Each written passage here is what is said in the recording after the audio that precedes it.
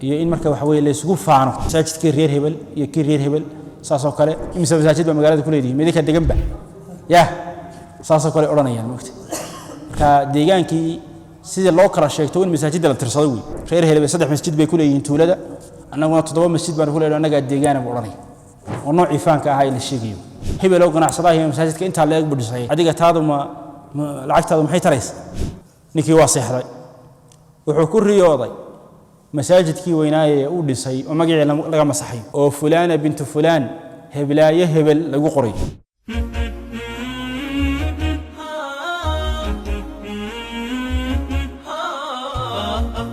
وعنه قال أنس وحلقه وريا قال رسول الله صلى الله عليه وسلم إن النبي يقول لا تقوم الساعة ساعة دعي ميس قيامة استاجي ميس حتى إلى مايو يتباهى الناس ذاتك ويسقفان فانان في المساجد مساجد يسقف فانان اسمه ودي يقرحن تودي وحودي أخرجه الخمسة أفرت سننته يا أحمد باصوصاري إلا الترمذي مويان وصححه ابن حبان وحنا صحيحي ابن حبان بصحيحي حديث كوح دليل يهي إن مكروه تهي إلا قرحيو ولا دلال عليه مساجد إلا دلال عليه محاتا وحده محال لقو حدين يا دلال أنت مساجد وحيلين علماء وحال لقو حدين يا هاد بن رشادات كاسي هيركي قارتي سنته وقريه إنه سيدي ويجيهين ديجان كني مقالد إنه سوي وقتهاي وين مساجد كوي كادوي صح ما هاي اللي راح يسجن حدا علينا أو ضوابك الدس أو مرمر حدا جينا عيد كتو كذا قريه كحجينا يمحي القروح سيهين أو على سيه وحلوش إذا عرفك مركات شراء إن اللي زيادين لقبض بدين أيا لوش إذا نعم وعكر الله قادنا إياه على مدى قيامها إن يكمل تقدير النوعاس مساجد قرحين تودا يا دلالين تودا يا إن مركب حوالي اللي يسقف فانو مساجد كير هبل يا كير هبل ساسو كله إمسا مساجد بمجالات كل دي ميدك الدجنبه ساسو كله أورانيا الموت كديجان كي سيد الله كره شيكتون مساجد لا ترصدوي خير هبل صدح مسجد بيكون ينتولده أنا قلنا 7 مسجد بنقول له أنا قاعد ديجان بوراني ونوع فانك هاي الشيء مركب تايا هنا ما بنانا مساجد كي وين الله درتي لو يسوي أنا فان لو دسي هبل أو قناع صلاة مساجد أنت على أكبر صحيح عديك هذا ما لعجت هذا محيط رئيس مساجد كقرح بين كيس وين تستوي تاني يدي بفساد نقنس نيدي مساجد كلوريسي أي فساد نقنس واحد علوه الشيء قصة عجيبة شيء واحد هذا نم بقرة بروح قدام عيني ومساجد دسو ومساجد كان قف كله وحبك الدرسانين روبو يريح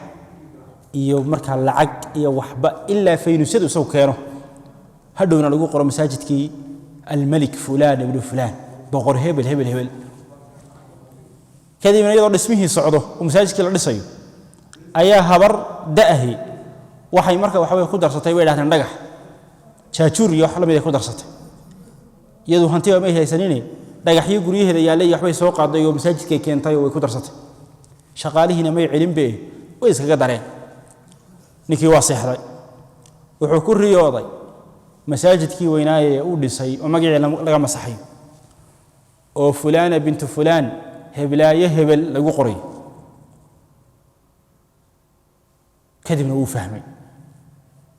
hal raadiye buu heblaaye hebeshaas hal raadiye islaantii baa la keenay maxaa sameysay baa leeyahay tii waxa ma sameeyay masaajidka dhowr dhagax baan ku darsaday bay tiri dhowr dhagax ayaan ku darsaday marka qisada noocaas ah culimadu way sheegaan taariikhda islaamka dhexdeeda boqorkii ugu horeeyay masaajid faanfaan u dhisa ee qurxiya ee wuxuu ahaa bay yiraahdaan al-Walid ibn al-Abd Walid ibn Abd al-Malik buu ahaa bay yiraahdaan isaga ugu horeeyay masaajidda qurxintooda iyo dhalaalintooda iyo masaajidda waaweyn in dhiso oo saa loo zakhrafeeyo loo qurxiyo marka waxa weeye calaamadaha qiyaamaha yar yaraan ay ka mid tahay illa marka waxa masaajidda ay noqotayba boqor waliba inuu dhiso masjid u dhiso illa imkaan sidaa weey oo madaxda carabta iyo madaxda muslimiinta in badan oo kamid nin waliba masaajid buu leeyahay yaman magaalada Sanaa waxa aan ahayd masjid Ali Abdullah Salih de boqorada khaliij kuna de illa wadamada kale ka dhisa Djibouti waa ku yaala de Malik Salman Tamim ba ku yaala ya masaajid walba marka boqor waliba masaajid buu magaciisa qaadanaya marka nooca tabahiga ahi niyad xumo keenaysa laga yaabo in ajarkii qofka laga baabi'iyo